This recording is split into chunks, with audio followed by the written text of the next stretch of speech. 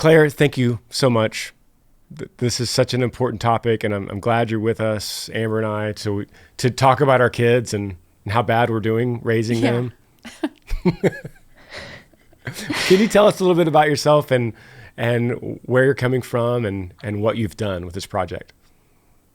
Yes, thanks so much for asking. Thanks for having me on. So I am in Washington, D.C. My husband is a pastor in pastoral ministry, but I've spent the last several years working in the public policy space. So I work for a think tank, which for those outside of D.C. is a nonprofit that tries to help support government with research and expertise in certain issue areas. And so my work has focused on protecting kids online from harms from smartphones, social media, and online pornography. And so I've worked with states on legislation at the state level to try to better protect our kids from these harms, and then have also worked on the federal level with advising members of Congress on different legislative approaches. So I come to this from mainly a policy background, but then I'm also a parent and I have 3 young children. And so my heart really behind all of this is to help other parents better know how to protect their kids. Yeah, so good. I heard from your publicist. He texted me and told me about this book and said that you're going to be doing podcasts, and it turns out that that's your husband, and I love him as a brother. And he's also a really good publicist. He's a good promoter. He's your manager. He's my biggest fan. I know. I love him. So that's great. How old are your kids? Our oldest is 5, our middle is 3, and then our youngest is 16 months. You're in the thick of it. Yes, we're in the little years for sure. And you're traveling. For at least the last 3 weeks, you've been really busy. Am I right?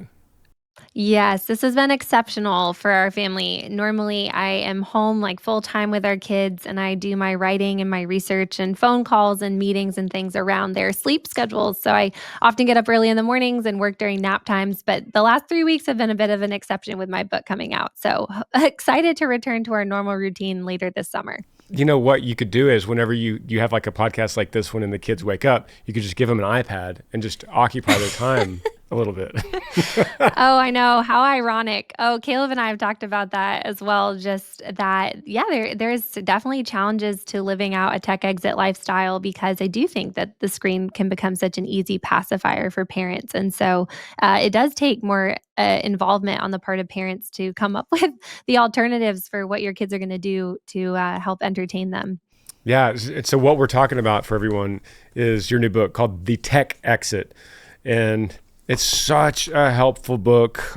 It doesn't just identify the problem, but it's also very practical, and it gives us some practical application as parents and for our children, but not only for our children, for us as well. We should all of this implies that we should be hearing this also.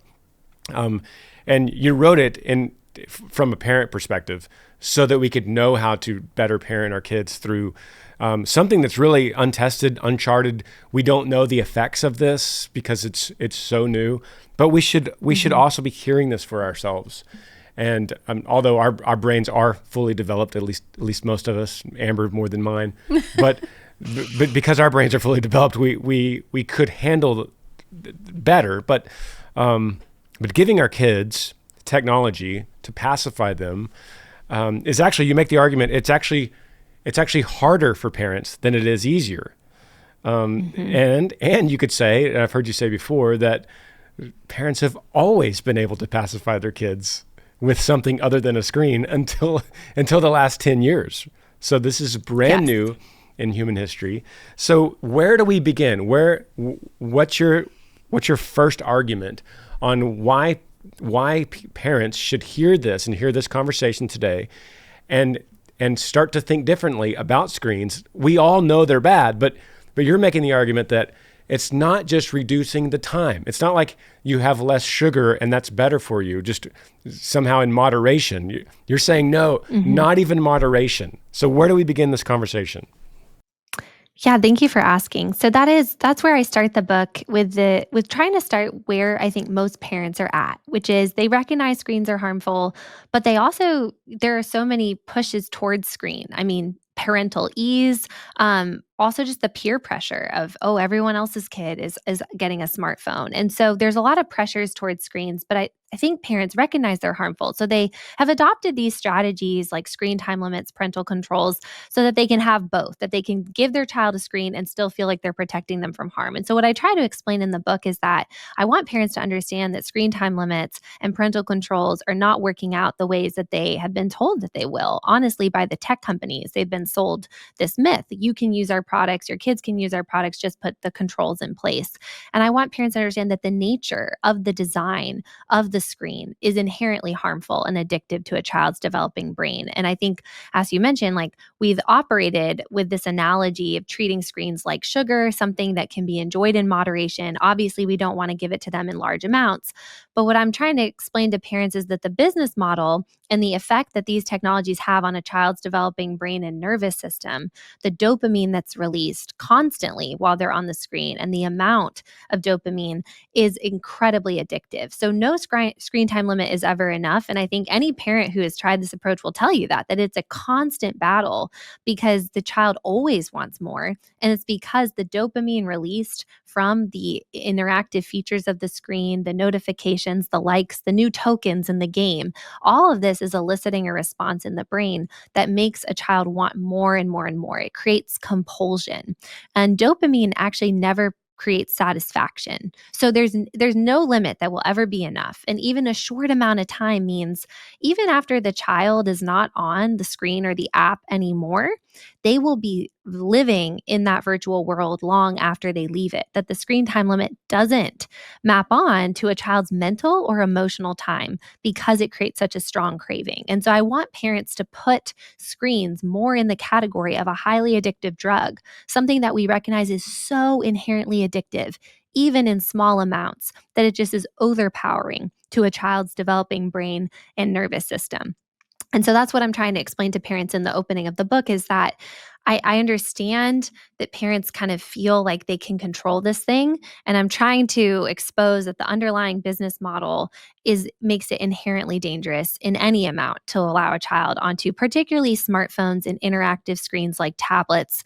And then the worst offenders are the social media apps that they're accessing often on those devices. So there is a level of screens like TVs, although not ideal. You're saying that's kind of the low level, and then you get higher as you get into maybe educational videos on a tablet. Well, I guess tablets it levels up itself because it's interactive and it's touchscreen, and you get you get dopamine hit just from swiping around. But then you're saying all the way up to a social media, a full blown social media account. What were you going to say? Well, I was just going to say, Clare, in your book, you say, I was so convicted because our children have screens. We try to put the limits on them, but as you said, it's all a facade. Screen limits don't actually work. But you say we don't put limits on them bike riding, or we don't put limits on them reading a book.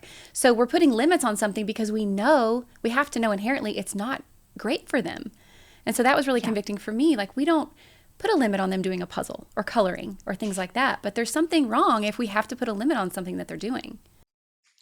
Yes, I'm so glad you brought that up. I do think that's I think one of the most revealing things to parents is when they stop and think about it. They're like, oh yeah, why am I putting a limit on it? Because I do know that it's harmful for them. And so just kind of questioning, like, what level of harm then are we comfortable with? Like, if we know that there is some harm that comes through this, then the limit, it becomes very difficult then to explain just what limit is appropriate then. If it's like an inherently harmful thing, should we be giving it at all? And that's kind of what I'm trying to push parents towards. And, Granger, you were mentioning there is a range, and I try to distinguish between that in my book, that there are more passive screens like television where you're consuming content on them, but the child's not actually interacting with the screen. They're not receiving feedback from it, because what makes the iPad, the tablet, the smartphone, the social media app so addictive is it's that constant feedback. Like, that's what draws them back for more. And the companies know this, that they are hijacking our brains'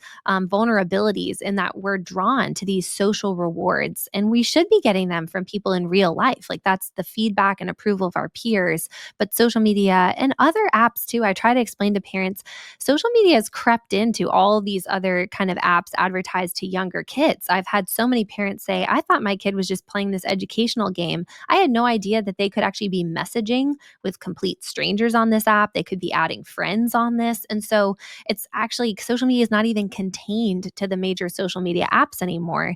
All these other apps are kind of grafting onto that business model as well. And so just knowing that these things are not, they're just hijacking our brain's normal process of development, particularly in children, to start to turn outwards toward their peers, to look for feedback and approval. And the social media apps and these other apps that are kind of social media light are really hijacking that normal process of development and making kids extra sensitive. And so that's why I would just say the brain research. Parents have to understand, like, studies are coming out showing that kids who are frequent checkers of social media or other apps are showing divergent brain development over time, that their brains are not proceeding to develop in a normal way, but are becoming extremely overly sensitive to the kinds of social rewards that they get through these apps. You mentioned even the YouVersion Bible app as having a social component to it where people are sharing pictures with each other. So even if you look at your child's phone and you go, hey, the only thing on here is the Bible app, they're totally good. Not so fast. Yes. I think, and that's what I try to explain more in the parental controls or a myth chapter, which is kind of the second part of what we're talking about with the current harm reduction measures most parents are employing. And I'm not trying to fault parents for using controls. Obviously, they're trying to keep their child safe, but I'm trying to explain that there are so many holes and gaps that they're just not fully effective. And so even if you think your child is on the YouVersion Bible app, that's the only app they're allowed to access, there are just so many backdoors to the internet that all these apps, there's hundreds of apps available on a device, and each of them has their own in-app browser, its own portal to the internet. Often filters or parental control software you install can't access those in-app browsers, or parents don't realize they install like a third-party parental control software, and most of the major social media companies don't let third-party software access the data inside their app. So the best it can tell you is how much time your kid has spent on Snapchat. You have no idea what they're seeing or doing inside of it. The fact that they could click through to a pornography website like Pornhub without ever leaving the app, and a parent would have no idea. So I feel for parents, and I want them to understand that they are just flying completely blind when it comes to these devices, because they're just impossible to effectively lock down. And the device manufacturers don't even make it easy on parents. I've had so many moms complain that they configure the app store to only show apps rated as appropriate for a 9-year-old. And they still said that their son was advertised adult online dating apps in the app store. And one survey said that 1 in 4 9 to 12-year-old boys have been on an online dating app. I mean, which is horrifying, but it's hard. It's easier to understand how that could even be reality when you realize that the app stores are often promoting these inappropriate apps, even to accounts that are supposed to be configured to be appropriate for a child. And so I feel like parents fight a colossal uphill battle. And I just want them to understand that the best solution is just to totally opt out, that it's impossible to effectively lock down a smartphone to be safe for a child. Mm. Yeah, you were saying that there's just all these dopamine hits, and that kids they're becoming desensitized to the pleasures of the real world. It's like nothing in the real world, like a sunrise or a sunset or a beautiful bird, or nothing is exciting to them anymore. They get so bored so easily because they're searching for that continued dopamine hit that they're getting from the apps or the games that they're playing. Yes. And this is a big part of it too, is I think sometimes parents think that the kind of cost to being on the screen is this opportunity cost of their time spent on the screen versus doing something else. But that's not the only opportunity cost. It's not just their time, but their actual affections and desires change. They become warped by the screen so that they are actually desensitized to things that are supposed to bring us pleasure in the real world. That, yeah, a sunset or a walk with a family member starts to feel boring and mundane because their brain gets used to an artificially high level of dopamine from these features on the screen. And so the dopamine, the pleasure bursts that would be released by real life activities just fall completely flat because the child's brain is so overly sensitized to such a high artificial level of dopamine. And so it's a bigger cost than just their time. It actually changes their desires and their appetites and affections away from the things that parents would want them to desire to do. I even saw in the book that and I know I keep honing in on the dangers, but you said something about dry eyes in little children, little babies. And I was just shocked that, I mean, you can tell, would you tell us about that? Yes, this was actually probably the most horrifying thing I came across in my research that I really hadn't prior to understood. I'd known more about the mental health harms and some of these other things, but the dry eye was just shocking to me. I interviewed an ophthalmologist and she said she was starting to see kids in her practice, 8 or 9-year-olds coming in with chronic dry eye, and she couldn't understand why this was happening. But it turns out that the only factor behind it was just that these kids were spending a lot of time on screens. And so what she realized is that when kids are staring at a screen, they're not blinking enough, because when we blink, we actually release oil from these glands in our eyes that then lubricate our eye and keep them lubricated, which is important because what she was explaining to me is when the kids are not blinking, they're not releasing this oil from the glands and the glands just dry up. She used an analogy, which maybe you all understand. I didn't grow up on a farm, but I know many people have grown up on farms, that when you milk a cow, that's really important, that otherwise the milk will dry up. And she said it's the same with these glands, that when we blink, we're actually like milking the gland. And if it isn't milked, it just completely dries up. And she said kids are actually losing their eye glands and they can't come back. Like once they're lost, they're gone. And the danger then is, unless now these kids will have to spend the rest of their life artificially lubricating their eyes with external eye drops, because if they don't, scar tissue builds up on the eye, and that can actually ultimately lead to blindness. And so I asked her, I said, well, then how many hours a day? Like, what are we talking about? Like, when does this dry eye start happening? And she said, we don't have the research yet to tell us like how much is too much. But she said, all I can say is that we need to drastically minimize the amount of hours a day that children are spending on screens, because she said any amount of time on the screen, they're not blinking enough.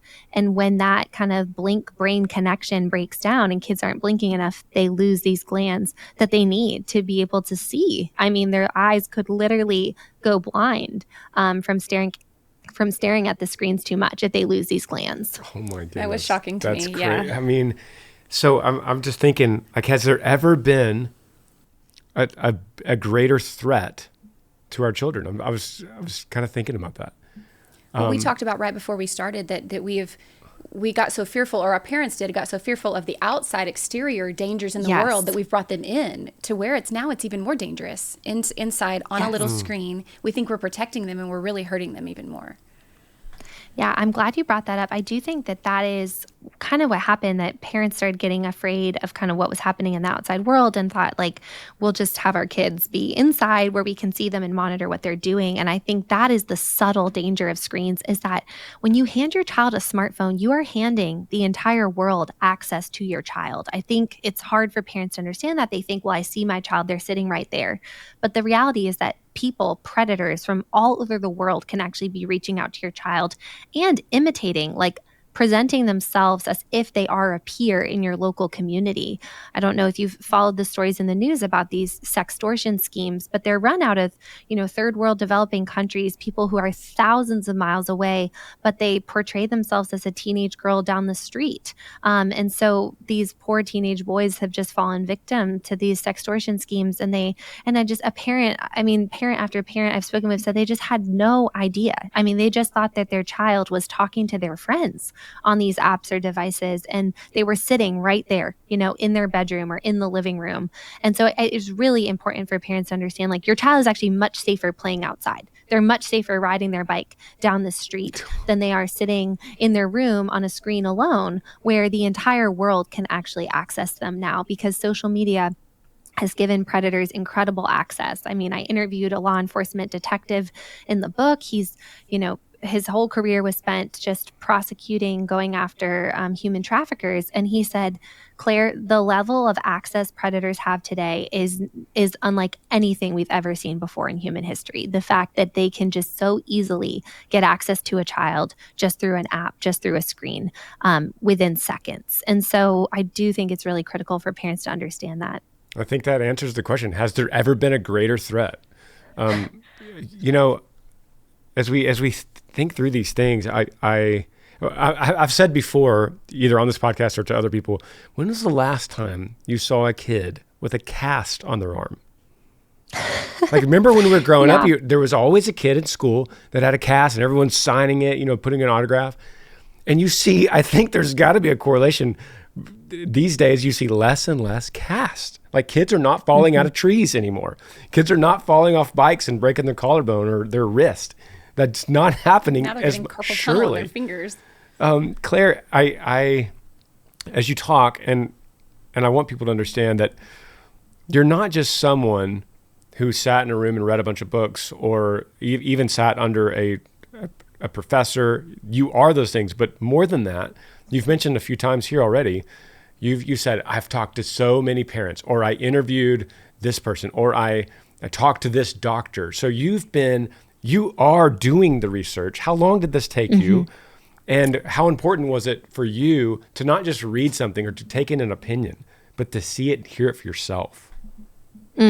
That's such a good question. Yeah, I mean, in some ways, I've been working on this book for just the last 4 or 5 years that I've been doing this work because of all the people I've encountered over the years of just doing this work and spoken to these people firsthand. But particularly for the book, I mean, I spent about a year just interviewing people and hearing their stories, and not just experts. I did want to speak to experts in the spaces like law enforcement, medicine, education, but I actually spent a lot of time talking to families, because what I was mainly trying to set out to do in this book was to prove to myself that a smartphone-free childhood was possible. This is what I wanted to do for my own kids. After reading all this research, I became convinced I'm not giving my own children smartphones or social media, but they were all little. As we mentioned, they were all under the age of 5. And so I had not yet personally navigated the teen years to say that, yes, you can do this successfully. This is how to do it. And so that is what I set out to do in my book. Was I wanted to prove to myself and be able to prove to all the other parents now who can read my book that a smartphone-free childhood is possible, and how can you do this? And so I spoke to just dozens of families all over the country, kids of different ages, age ranges, and I just really sought to find out, how did you opt out successfully, and how did you overcome different challenges to living out a tech exit lifestyle. And that is what I tried to then draw out in the book, was the core principles and practices that all these families had in common. Even though they may have slightly different arrangements of how this looked in their family with their particular kids, they shared several practices that helped them successfully keep smartphones out of childhood. And I wanted to show other parents then how to do that. And so I tell people, I had this hypothesis going into the book.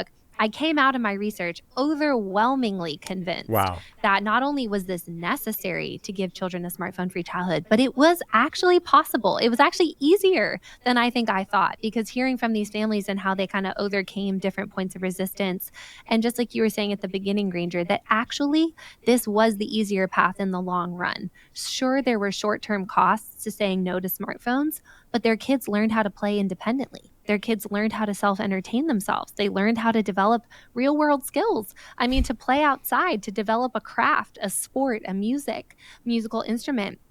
And they developed, most importantly, self-control, because they didn't grow up addicted or dependent on these devices. And so they're entering now the adult world just so set up for success. And all their kids were just flourishing and happy and had close relationships with their parents and their siblings. And so to me, it was like, what parent wouldn't want this for their kid?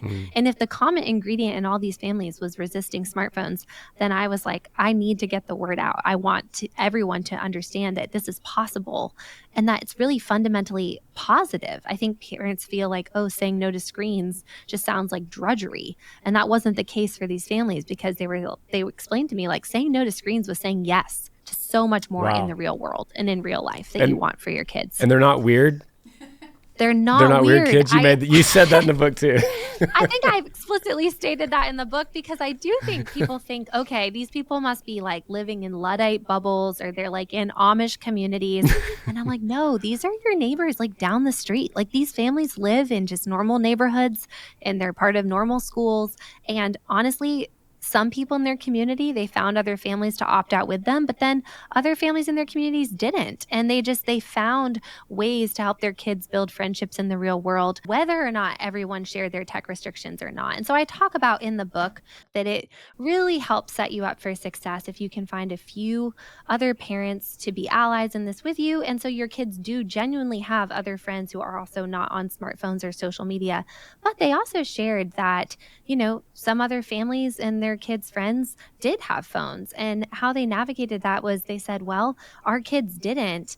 And we explained to our kids that a real friend will find other ways to get in touch with you if you're not on the apps or you're not in the group text.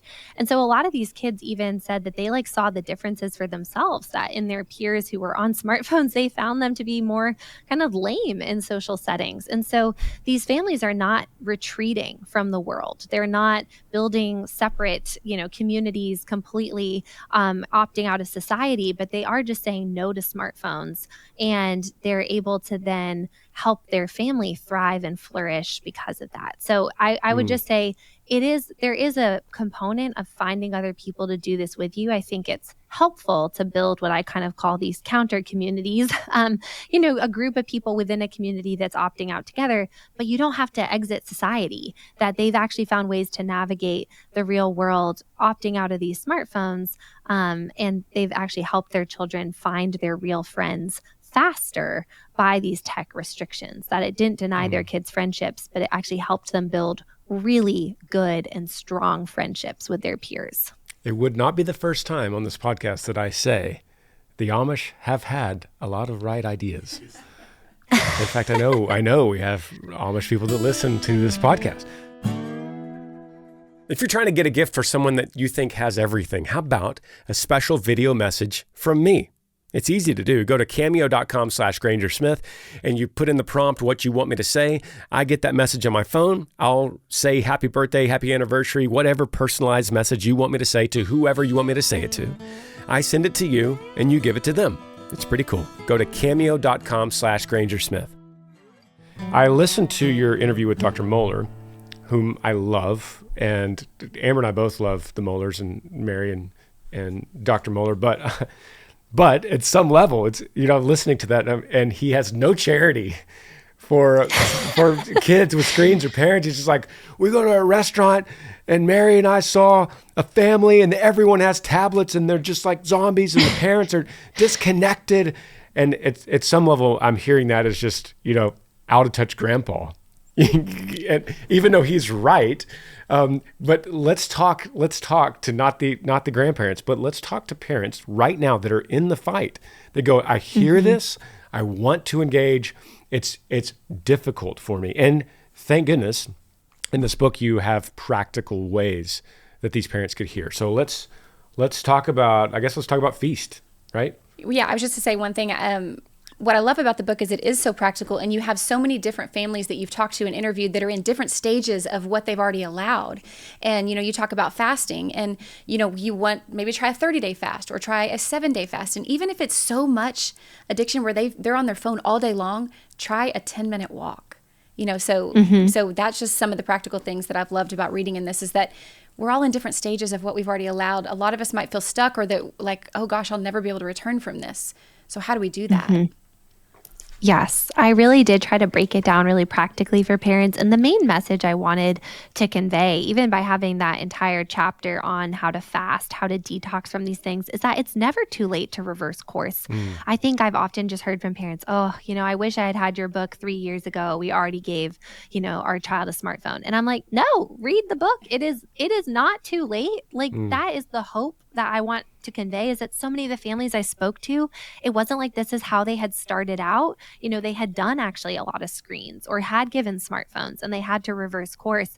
And what's amazing is that detoxing is possible. I mean, children's brains can be reset and their habits can be reformed. And a lot of these families share that initially it was really tough. I mean, taking something away that a child is so drawn to can feel like, you're just ripping off one of their limbs. Like one mom just said, said it felt like excruciatingly painful to take the screen away, but that they kept going. And what they saw was that their kids started to form new habits without the screens, that they started to have their creativity and their imagination come back and their ability to entertain themselves. And so I do try to tell parents, maybe the tech exit seems daunting to you to do in the long term. Just try to start with 30 days, or maybe 30 days is too long. Try to do a week, go on a screen-free family vacation. Like the summer is such a great time to try a lot of these things out, like doing a detox for 30 days over the summer and making it something that's actually a fun family activity that you're looking forward to, like explaining to your kids why you're doing this and coming up with a plan of these are all the things we're going to do instead, not on screens. We're going to do this family game night, or we're going to go for a walk every night after dinner as a family, or these are your new routines. We're going to have chores every morning, and then you can go play outside. Then you can do reading time, just giving them actually like a structure and a plan for those 30 days to try to get them excited about all the things they're going to be doing off screens. And it will take time. I had so many parents say, the first 2 weeks, I felt like I had to spend a lot of time as a parent helping my kids learn how to play, reading books to them, playing games with them. But then they're like, we kept going and we got to 30 days and the kids were playing by themselves and they stopped asking for the screens. And so we just kept going and never looked back. And so I would just encourage parents, like, it is never too late to reverse course. The sooner the better, the younger the better. But just starting out with something you can accomplish. I think anyone can commit to doing something for 30 days and just trying that out as the entry point to then sustaining this type of lifestyle over the longer term. Of course. And what you're saying is that it's easy to understand if you put it in a different perspective. It would be like saying research says that smoking for teens is bad. And someone goes, I'm 40 years old. I wish I would have known this when I was a teen, because I've been smoking the last 6 years. And it's like, no, we're talking to you too. I mean, you could start now. So that's right. No one would make that argument with anything else. Like, I wish I would have known that gambling is bad. I've been gambling for 5 years. If I would have known before, but now I guess I'll just gamble the rest of my life, or I'll put the bad habit in there. Screens is the same thing. So it doesn't matter how far you've come or how long your kids have been looking at a screen. Even if your kid's a junior in high school and they're leaving next year, you can start now, right? I do. That's one of the biggest things I feel like I have to emphasize to parents is like, no, I'm talking to you. Even if you're like, well, my kid only has one more year at home. I'm like, yeah, that's one more year. That's a whole year that you can help them form better habits without a smartphone to set them up for their adult life. So it's really never too late. And I will say, the older the child, if you are then taking away a freedom that you've given, a big freedom in the virtual world, then as you take that away, try to give them more freedoms in the real world. Like we were talking about earlier, like it's better to give them real world freedoms and responsibilities because they are about to enter the adult world. And so I had one dad say, for them, it took a truck. They had decided that their son could get a smartphone starting his senior year of high school. And as soon as they gave it to him, within days, they like completely regretted the decision. They're like, he is drawn to that thing so compulsively. We have made a mistake. And this dad told me, he's like, this is not a parenting decision I recommend, which is like give your kid a smartphone and then like a week later take it away. But they thought it was necessary. And so they did what they believed was right as parents. But by taking that away, they offered their son the use of a family truck instead. And the dad kind of laughed telling me the story. He's like, it's ironic, but I mean, like it took actually a truck. Like it took giving our son a truck when we took the smartphone away, but then he used that truck to start a moving business with his brother over the summer. He made money. He built a lot of self-confidence and hard work and work ethic, learning to drive, learning to start this business. And so I do think that's kind of, it's a good way of thinking about it is like, okay, if we are taking away something that felt like such a huge privilege to our kids, this marker of progressing towards adulthood to give them a smartphone, well then instead give them something in the real world that is really truly helping them progress towards adulthood, something in real life, more freedoms in the real world, more responsibilities that will help them progress towards adulthood. And so that would be the advice I recommend, that it's not too late even for teens, but particularly for teenagers. If you are taking away a smartphone, trying to think of things in the real world you could replace that with that will actually allow them more freedoms, that help them actually develop the skills you want them to have. And so for that, I know Amber and I are both like, why we have so many questions, like we're vying for the attention here. But for this instance, are you giving the kid a flip phone or a dumb phone for communication for his job? For driving? Yeah. Yeah, and I talk about that as well, that a lot of what these families had in common was they really delayed the age of first cell phone as long as possible. Like, does this kid really need a phone, or can they use the phone at school? Can they use a friend's phone? But for a lot of parents, that the big marker of when they did need a cell phone was they started driving. They were going to be somewhere independent in the car. And so what if they broke down or, had an emergency? They wanted them to be able to call. And so when they then did get that child a first phone, it was a non-smartphone. Some families, they said it was like a track phone that they had in the car, and it stayed in the car and they could just use it when they were in the car driving for emergencies. Other families opted for some of these alternatives I mentioned, like a Gab phone or Bark phone or Pinwheel phone. There's even a phone called the Wise phone, invented by a dad in Texas, that basically it allows you to have GPS, other tools that you might need, but no internet browser, no social media, no games, like super limited apps that are truly just tools. And so a lot of families found that to be a helpful alternative for when a child started driving and legitimately had communication needs, and in some cases, navigation needs. They wanted their child to have GPS. That's great. So you are an advocate for some of the dumb phones that are becoming more and more popular, and that they're functioning better now. It was like 3 or 4 years ago we saw these ads start popping up with these different phones and the minimalist phones for adults, and then people realized, that this actually could be really good for a teenager that's driving, and yeah. That's right. No, the options are so great now. I mean, better than they even were 3 years ago, as you mentioned. And I would just say every family has to know their kids and what's going to be helpful or not for them. I have had a couple families say even some of the alternative smartphones they felt like wasn't good for their child. They were still kind of addicted to the texting. Yep. And so they, so I think it's important to say, yes, like an alternative phone is way better than a smartphone. Even then, I think you have to watch your child and how they're using it. And again, trying to protect them from something that's becoming addictive or compulsive to them. And then rethinking then how you're going to handle those types of boundaries, whether or not then they truly need a super dumb phone like a track phone, or putting other boundaries around it would be important. Is this that much different than the 1970s with television and the uproar of parents? And I mean, I certainly think it is. I just wanted to hear from you. Yeah, people always make this comparison for me. They're like, but everyone freaked out about television and it wasn't that bad.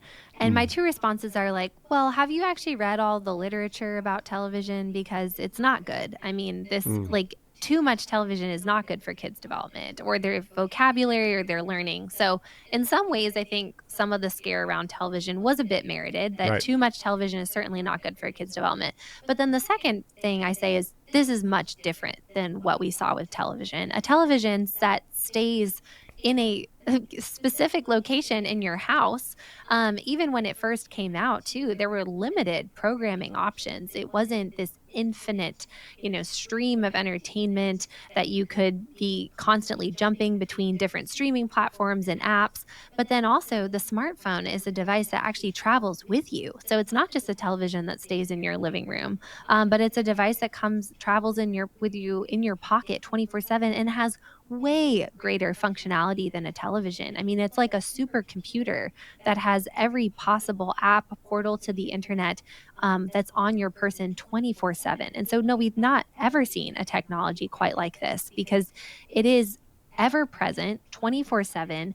And it has basically unlimited entertainment. It's infinite scroll, and kids are just switching between apps constantly. There was some study that was like the average time a kid spends is like 30 seconds before they switch to something else. Yep. So, I mean, their attention spans are just being completely undermined because they don't need to sustain attention on anything for a certain amount of time. They can just jump to the next app and see if there's new notifications there. I mean, it's endless, it's infinite, and it's the portability, the nature of it just being constantly with a child. And the last thing I'll say is the screen is small. And what I try to convey to parents is it's inherently secretive. It's not as public. You can't as easily see what your child's watching the way you could on the family television set. So it's really difficult for parents to see into. And it even conveys to the child this sense of this individualized entertainment. So what I often tell parents is if you want to enjoy screen entertainment as a family, like the bigger the screen, the better. Make it a shared experience, something Right. that you're all partaking in together. The tablet, the smartphone is such an highly individualized experience. It's really dividing family relationships. And it becomes so highly personalized to the user. The algorithms that make it so addictive become so highly personalized. And so I also try to just convey that in a lot of ways, like the medium is the message, that the smartphone device actually, even just the mode of technology that it is, tells a child that the world revolves around them. I mean, it really makes them think that everything in life is just for their own entertainment and pleasure, that they can scroll constantly, that they can be constantly amused and entertained. So make a And theological argument there, right? yeah, no, yes. So for Christian parents especially, I try to explain like the technology is not neutral. Even if you think you're controlling the content on the screen or the time limits, but the mode of the technology itself, because of how highly individualized it is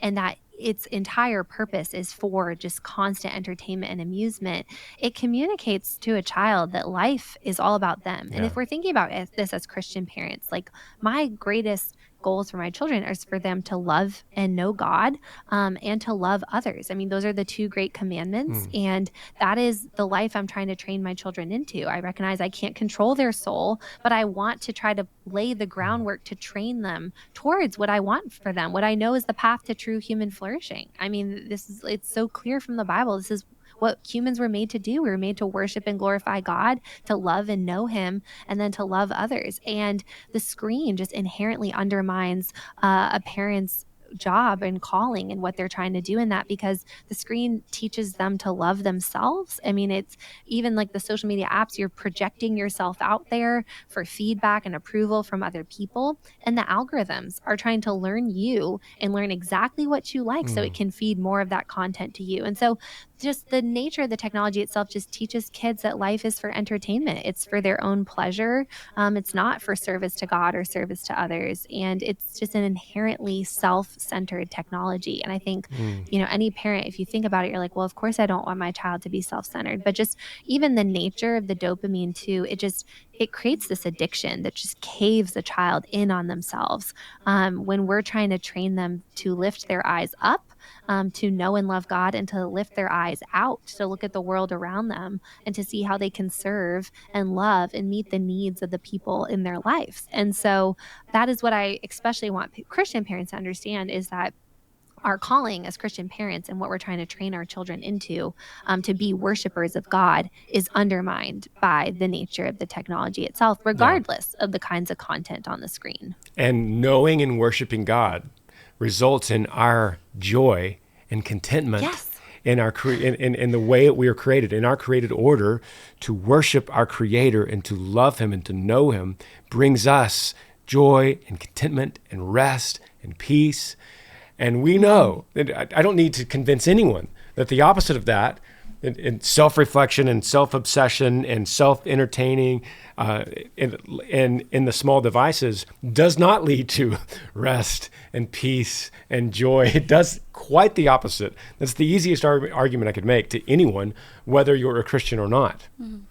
So, yeah. And I know that underlying all of this work for you is that. I mean, it's a heart. You have a heart for loving people because you love God, and yes. And so how could you be best suited to show people where true joy is? And you have found this niche, which I think is fantastic, to say, look, here's a way that you could find true rest in your life. You could get rid of this anxiety that's crippling you. Here's a really effective way, and it's with your phone. It's with your smartphone or your device or your screen, which is not, the irony is not lost that people are watching this right now on a device. And so there are positives. We have to say that, but when it comes to kids, this is convicting for me. Me too. And I was just going to say, in your book, you say, as parents, we can go and talk to our kids and say, look, mommy and daddy thought we knew what we were doing and we made a mistake. That's so we're right. going to change some That's things. right. And that's okay to do, and that's good to do for them.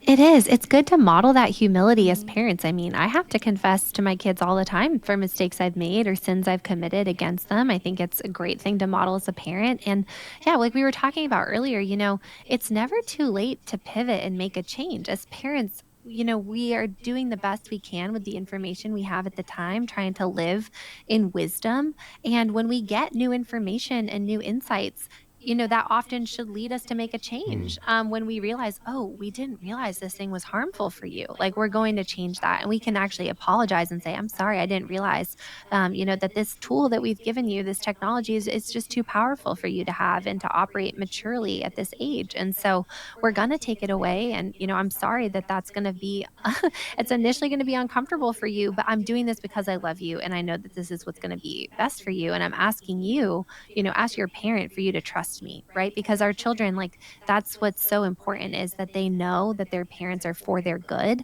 Even if they don't love those decisions we're making at the time, these families that I spoke with all just communicated that their decisions around technology were all done in this context of love and these relationships of trust with their kids. And that it wasn't just that they were telling them, we're not giving you a smartphone, but they actually explained why. They really sought to educate their kids on the harms and the dangers, because they also wanted their children to be aware of these things, because they know that they're going to have to navigate digital temptations as an adult. And so it's both, I try to explain to parents, we're both protecting them, because that's our job as parents, to do everything we can to protect our kids from something we know is harmful.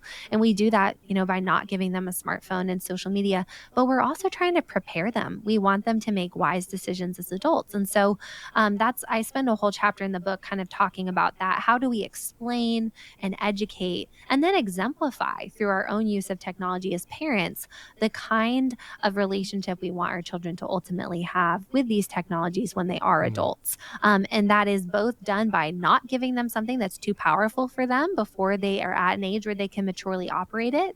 But it's also preparing them by having all these conversations around those decisions, because we want our kids to ultimately buy into those decisions for themselves when they do leave our homes. That probably means we shouldn't reward kids with screen time or punish our kids by taking away screen time. That would kind of undermine this whole conversation. Yeah. Can I ask you, Clare, so what is your personal routine with devices? I mean, especially right now, your book release, you're doing a lot of interviews and podcasts. How are you navigating through this season?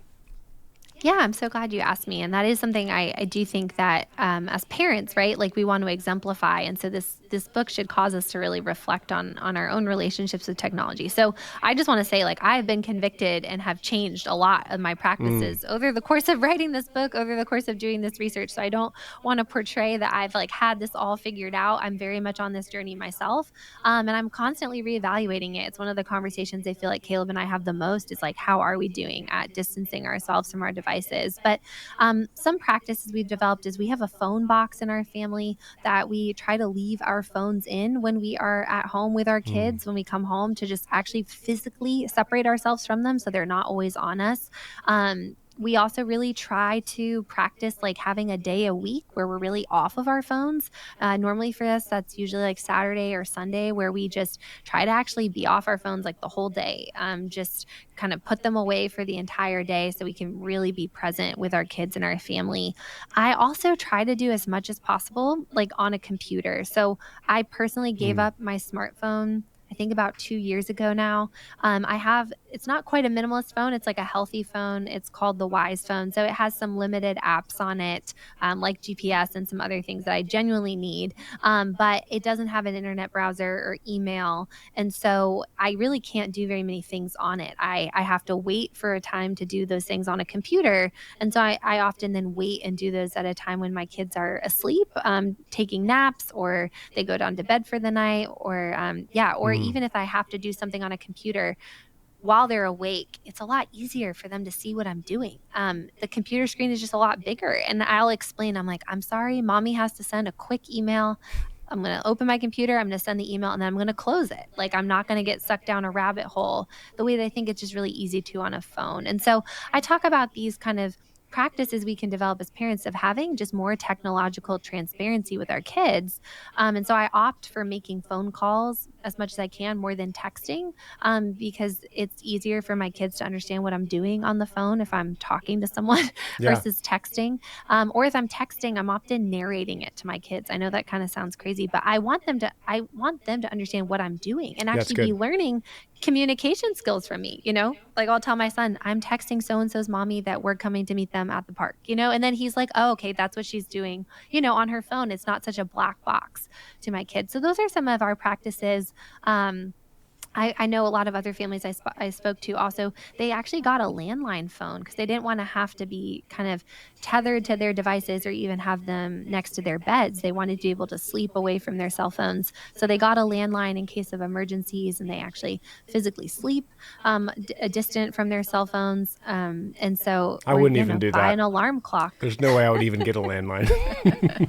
For hundreds and thousands of years, people have slept away from a phone. Yeah. And they've dealt with emergencies. It sounds so strange to us now, but so I think just trying to, where we can, I explain to parents, it doesn't mean you have to give up your own smartphone, but I would encourage you to kind of ruthlessly eliminate apps on your phone and just ask yourself if this has to be legitimately done That's on good. a smartphone, or if you can just wait and do that on a computer at a time when you're not like out with your kids. Because I think the temptation towards efficiency, at least that's what I found in myself, was just too powerful with the smartphone, because I felt like if I was out at the park with my kids, I could also be placing Right, the Amazon right. order I needed to make, or also responding to an email. And so really just trying to separate those things so I can be more present with my kids is And something we've we're not- really strived for. We're not getting more time. It's like you said, you can go to the park and multitask and take care of that Amazon order, but somehow we're not gaining time when we do that. Like, where's all the time? We're not getting any more of it. But what you're saying is it's encouraging, because you're not the global warming activist that's taking the private jet all over the world. You're saying, hey, look, I'm preaching this and I'm also living it at the same time. I'm really striving to live it, not perfectly, but step by step, trying to do that. And I think like what you were saying too, we're not getting more time, but we're also like, when you're multitasking, you're missing out on so much. Like giving up my smartphone, I realized all the moments that I honestly was just missing by staring down at a phone. It's so different to be fully present with the people that you're with in whatever situation you're with, like delighting in my children and what they're doing. And you don't even know what you're missing when you're looking down at a screen until you take it away. And then you kind of lift your eyes up and you're like, wow, when I was on my phone placing those Amazon orders, like I was missing real life happening right in front of me. I wonder where this is all going. I know that this conversation will probably be irrelevant in 30, 40 years, but it will only be replaced by something maybe even more sinister than what we have. We won't always hold a device. That'll change quickly, but I wonder where this is, where it's going. I mean, is it going to be a chip in the brain, Neuralink in the brain or something? But it has to start now. We have to learn to tether ourselves, or to sever ourselves now. Yes, I do explain that to parents when I'm talking about the book, because I'm sure you're following like the rise of AI. I get asked a lot about AI and the harms of that to kids. And I would just say, listen, like AI is grafting on to the attention economy. And so what that means is there's a profit model behind it, and the products then are being integrated with social media and smartphones, again, to make them highly immersive and addictive to us. I mean, AI is only going to make these things more addictive because it's going to learn us. It's going to be more individualized. And sadly, it's going to mimic more like a human interaction. We're seeing that with these AI chatbots and kids. And it's so difficult for children to discern that it's not a real person that's talking to them. It's a computer. And so I think I just explained to parents, like, the tech exit is more urgent than ever. Like you were saying, like, these problems aren't going away. In fact, they're only going to get worse as AI is integrated into all these things that are already existing and just make it even more addictive and immersive. And my fear is that as much as the virtual world often feels more like reality to kids than the real world, like we were talking about with the desensitization, and they're just kind of living in this virtual world, that's only going to increase the more that these AI technologies, the metaverse and things make the virtual world more immersive to a child. And so I would just urge parents that the time to kind of say no to smartphones and social media is now. They're only going to become more dangerous to our kids. Kids that were born, 2000 and say 13 or 14 would have been children that are born that this is all they've ever known is, and I know cell phones have been around long, iPhones have been around a lot longer, but I'm saying as far as everyone has them in their hand, Yes. a child born after 2013 is just, that's all they've known. Yes. Yeah, it's scary stuff. Yeah, and not to be like too dramatic, but I actually have a lot of hope for this kind of rising generation of parents because we have more information than the last generation did. I really actually feel for the parents who got social media and smartphones thrown at them when their kids were in the teen years and they Right. just had no idea the harms behind them. So I just want to encourage parents, like part of the reason that I was so excited to write this book is I'm like, we actually like have the tools now. Like we have the information, the research to show us, okay, these things are harmful. And we have the example of other parents to say, well, actually it's possible to not do these things. And so, but I do just try to emphasize then like to this rising generation that we grew up without smartphones, but that's pretty quickly going to change in the generations of parents coming behind us.